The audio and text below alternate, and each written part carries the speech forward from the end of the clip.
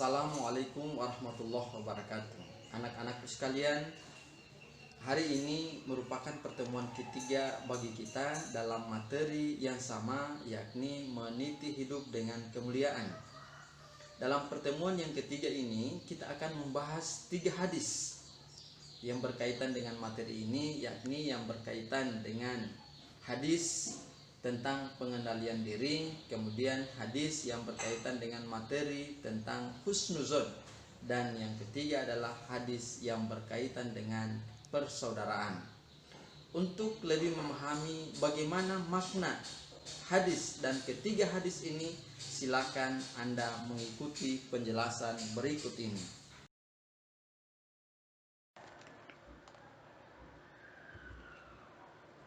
Baiklah, anak-anakku sekalian, pada pertemuan kali ini kita akan membahas hadis-hadis yang berkaitan dengan materi kita meniti hidup dengan kemuliaan. Sebelum kita membahas hadis-hadis tersebut, maka saya ingin mengawali pelajaran kita pada hari ini dengan sebuah kisah tentang anak-anak Nabi Adam, yakni kisah tentang Qabil dan Habil.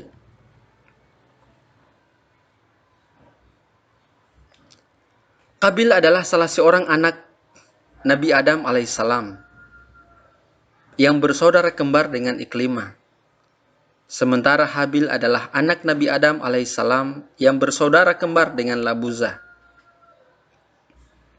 Iklimah terlahir dengan paras yang cantik, sementara Labuza tidak secantik Iklimah. Semua keturunan Nabi Adam alaihissalam hidup damai sampai mereka dewasa. Kemudian turun perintah Allah Subhanahu wa Ta'ala agar Nabi Adam alaihissalam menikahkan anak-anaknya. Allah Subhanahu wa Ta'ala memerintahkan agar anak yang terakhir sebagai saudara kembar harus dinikahkan dengan anak kembar yang lain. Dengan ketentuan tersebut, Qabil harus menikah dengan Labuda atau Labuza, dan Habil harus menikah dengan Iklimah.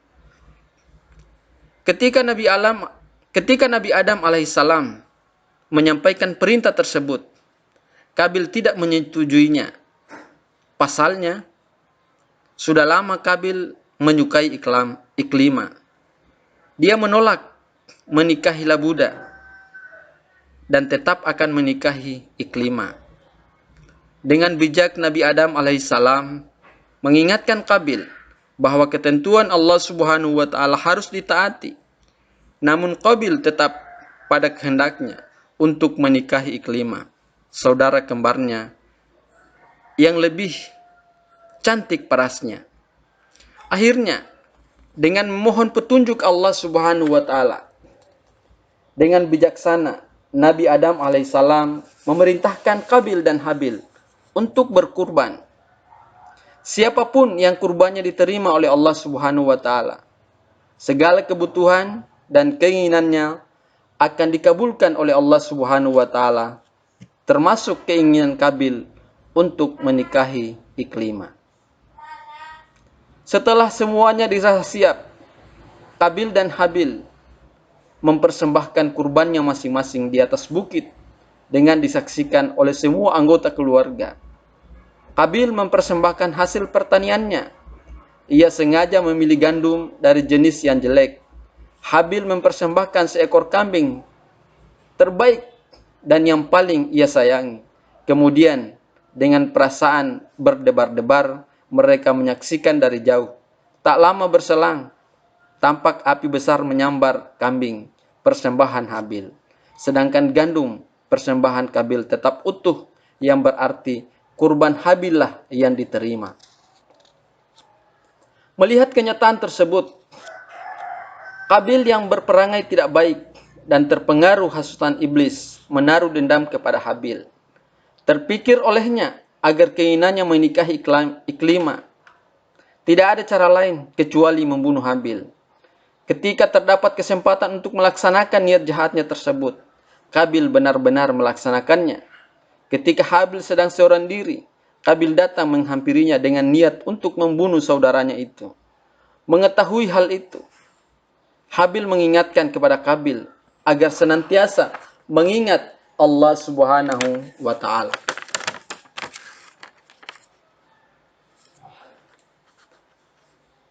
Habil berkata kepada Kabil sebagaimana dijelaskan dalam surat Al-Maidah ayat 28. Sungguh, jika kamu menggerakkan tanganmu untuk membunuhku, aku sekali-kali tidak akan menggerakkan tanganku untuk membunuhmu. Sesungguhnya aku takut kepada Allah, Tuhan seru sekalian alam. Setelah Habil terbunuh, Kabil merasa bingung. Diguncang-guncangkan tubuh saudaranya itu, namun tetap tidak bergerak. Lalu, jenazah Habil dibawa ke sana kemari dengan perasaan kacau. Tidak tahu apa yang harus dilakukannya. Ia merasa sangat menyesal, sehingga air matanya berlinang membasahi pipinya. Dalam kebingungannya, Allah Subhanahu wa taala menurunkan ilham melalui 2 ekor burung gagak yang bertarung untuk memperebutkan daging mayat Habil. Salah seekor dari burung gagak itu tewas dalam pertarungan tersebut. Kemudian burung gagak yang masih hidup menggali tanah, menarik gagak yang telah menjadi bangkai untuk dimasukkan ke dalam tanah yang telah digali dengan cakarnya, kemudian menimbunnya dengan tanah. Demikianlah Kabil meniru perbuatan burung gagak itu. Ia menggali tanah dan menguburkan mayat Habil dan menimbunnya dengan tanah. Menyadari dirinya telah melakukan kesalahan yang sangat besar, Kabil pun merasa ketakutan. Ia kemudian tidak berani untuk pulang ke rumah, bahkan pergi meninggalkan kedua orang tua dan saudara-saudaranya. Ia benar-benar tidak kembali lagi. Pergi masuk hutan, keluar hutan, menaiki gunung dan menuruni lembah. Tidak jelas arah dan tujuannya. Itulah sepenggal kisah tentang kisah anak Nabi Adam, Kabil dan Habil.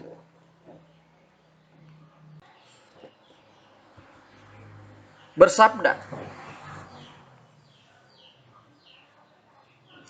An Abi Hurairah radhiyallahu anhu anna Rasulullah sallallahu alaihi wasallam qala laisa syadidu bisur'ati innamas syadidul ladzi yamliku nafsahu indal ghadab. Orang yang perkasa bukanlah orang yang menang dalam perkelahian, tetapi orang yang perkasa adalah orang yang mengendalikan dirinya ketika marah. Hadis ini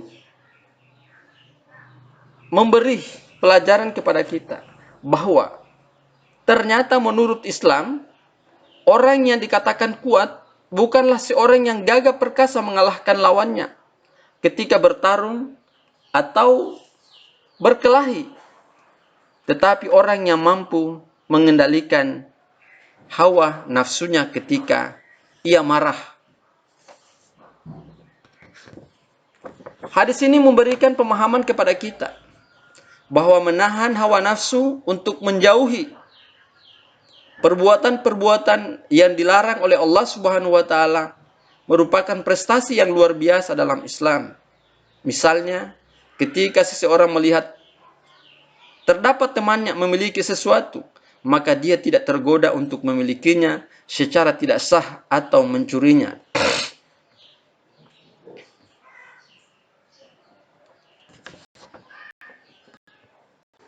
Hadis yang kedua tentang prasangka baik. Rasulullah Shallallahu Alaihi Wasallam bersabda, "Iyyakum wa zonna, fa inna zonna akdzabul hadis." Jauhkanlah dirimu dari prasangka buruk, karena sesungguhnya prasangka itu adalah perkataan yang paling dusta. Hadis ini mengandung makna bahwa Rasulullah Shallallahu Alaihi Wasallam memerintahkan kepada kita untuk menjauhi prasangka. Sebab prasangka itu adalah sesuatu hal yang bersifat dusta. Faktanya, dugaan kita tentang sesuatu atau pada seseorang bukanlah merupakan sebuah kebenaran, karena hanya bersifat rekaan saja dan belum tentu kebenarannya.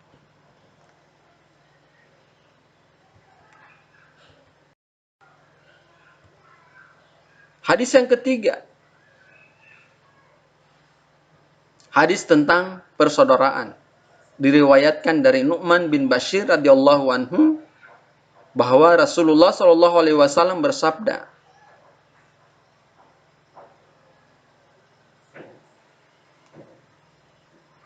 Anin Nu'man ibni Bashiri radhiyallahu anhuma qala Rasulullah sallallahu alaihi wasallam mathalul mu'minina fi tawaddihim wa tarahumihim wa ta'atufihim masalul jasadi iyastakai minhu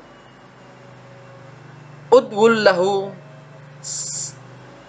sa'iral hadithi bis-sahari wal humma. Perumpamaan orang-orang mukmin dalam saling mencintai, saling mengasihi, dan saling menyayangi seperti satu tubuh. Apabila satu organ tubuh merasa sakit, maka akan menjalar kepada semua organ tubuh, yaitu tidak dapat tidur dan merasa demam.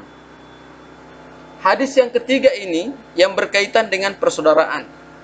Hadis ini menjelaskan kepada kita bahwa persaudaraan dalam Islam itu seperti sebuah bangunan yang saling menopang atau seperti tubuh yang saling melengkapi. Jika terdapat salah satu di antara kita yang kekurangan, maka seharusnya kewajiban kitalah untuk menutupi kekurangan tersebut. Sabda Nabi Muhammad SAW, Muslim itu seperti satu tubuh. Kalau ada salah satu anggota tubuh kita yang sakit, maka anggota tubuh yang lain ikut merasakan hal yang sama. Maka ketika ada saudara kita yang kelaparan, kewajiban kita adalah memberikan sedekah untuk memenuhi kebutuhan saudaranya.